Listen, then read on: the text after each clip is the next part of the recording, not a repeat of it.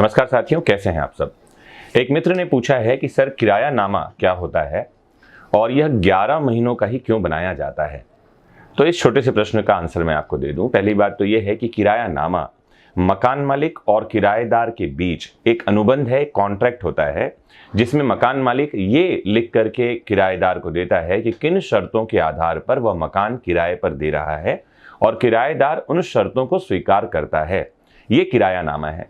क्यों बनवाया जाना चाहिए? तो देखिए, इससे मकान मालिक के हित सुरक्षित रहते हैं। मकान मालिक को तो ये एग्जीक्यूट करना ही चाहिए और साथ ही इससे ये भी पता चलता है कि जो व्यक्ति किराए पर आपके घर पर रह रहा है वो कौन है, क्योंकि उसके सारे डॉक्यूमेंटेशन होते हैं और उन डॉक्यूमेंटेशन को आप एक 500 रुपए के नॉन जुडिशियल स्टैंप में बनवा करके उसको पब्लिक नोटरी से नोटराइज्ड भी करवा लेते हैं, तो उसकी लीगेलिटी भी है, कभी साक्ष्य के रूप में वो काम भी आ सकता है।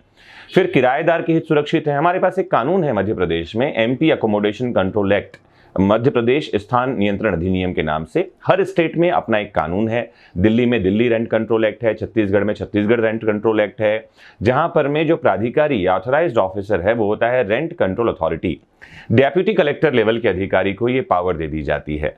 तो किराएदार के हित अगर कहीं पर में सुरक्षित नहीं हैं, कहीं किराएदार को ऐसे ही मकान खाली करने के लिए कह दिया जाता है या उससे बेजा किराया वसूल किया जा रहा है या उससे पगड़ी या प्रीमियम के रूप में रकम जमा करने को कहा गया है, तो ये सब अवैध कार्य हैं जिनके खिलाफ रेंट कंट्रोल अथॉरिटी को शिकायत की जा सकती है। मैंने बताया आपको कि डेप्यूटी कलेक्टर लेवल के अधिकारी को रेंट कंट्रोल अथॉरिटी की पावर दी जाती है, जिसे आरसीए कहा जाता है। अब प्रश्न ये है कि ये किरायानामा 11 महीने का ही क्यों बनाया जाता है।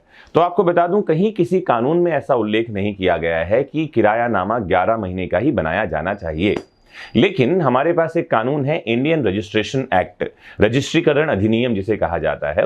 उसकी धारा 17 में उन ट्रांजैक्शंस का उल्लेख है जहां पर कि किसी भी प्रॉपर्टी के किराए को या खरीदने को या वसीयत को कब रजिस्ट्री करवाना अनिवार्य है। तो लिखा यह गया है कि अगर कोई किराया 11 महीने से ज्यादा समय का है, मतलब अगर कोई रेंट पर किसी बिल्डिंग, किसी प्रॉपर्टी को 11 महीने से ज्यादा समय के लिए दे रहा है कोई व्यक्ति या दूसरा व्यक्ति ले रहा है, तो उस डॉक्यूमेंट की लीगैलिटी तभी होगी जबकि उसकी रजिस्ट्री करवा ली जाए। तो बहुत सारे लोग रजिस्ट्री के झंझट से बचने के लिए, रजिस्ट्री में खर्च भी होगा उससे बचने के लिए, 11 महीने का किरायानामा करवाते हैं। तो ये किरायानामा कितने समय का हो सकता है? ये किरायानामा कई वर्षों का हो सकता है, 50 वर्ष, 100 वर्ष, जैसा चाहे वैसा हो सकता है। लेकिन अगर ये 11 महीने से ज्यादा का है तो उसकी लीगैलिटी यानी वैधता तभी है जबकि उसकी रजिस्ट्री करवा ली जाए। फिर एक प्रश्न उठता है कि क्या लंबे समय तक कोई किराएदार के रूप में मकान में रह रहा है तो वो मालिकाना हक का दावा कर सकता है। तो आपको जानकारी दे दूं, हमारे पास है इंडियन एविडेंस एक्ट, भारतीय साक्ष्य विधि। इसमें चैप्टर 8 में एक डॉक्ट्रिन आता है जिसे कहा जाता है विबंध का सिद्धांत, डॉक्ट्रिन ऑफ एस्टॉपल। अगर आप इस चैनल में ही जाएं तो आपको डॉक्ट्रिन ऑफ एस्टॉपल पर एक डिटेल्ड वीडियो देखने के लिए मिलेगा। अभी मैं किराए के बारे में बात कर रहा हूं तो वहीं तक रुका रहूंगा। इस चैप्टर 8 में इंडियन एविडेंस एक्ट के धारा है 116, 116। इस धारा में एक डॉक्ट्रिन है, एक सिद्धांत है जो कहता है once a tenant always a tenant, एक बार अभिधारी सदैव अभिधारी का सिद्धांत इसे कहा जाता है। अभिधारी विधिक शब्दावली है जिसे आम बोलचाल में आप किराएदार कहते हैं। मतलब ये कि कोई व्यक्ति अगर किसी मकान में किराएदार के रूप में घुसा है, प्रवेश किया है, कब्जाधारी है, तो वो जीवन में कभी भी किराएदार रहते हुए मकान मालिक होने का दावा नहीं कर सकता। जी हाँ, लिख लीजिए, किराएदार कभी भी मकान मालिक होने का दावा नहीं कर सकता, क्योंकि सिद्धांत ही है कि अगर आप किराएदार हैं तो आप मकान मालिक होने का दावा नहीं कर पाएंगे।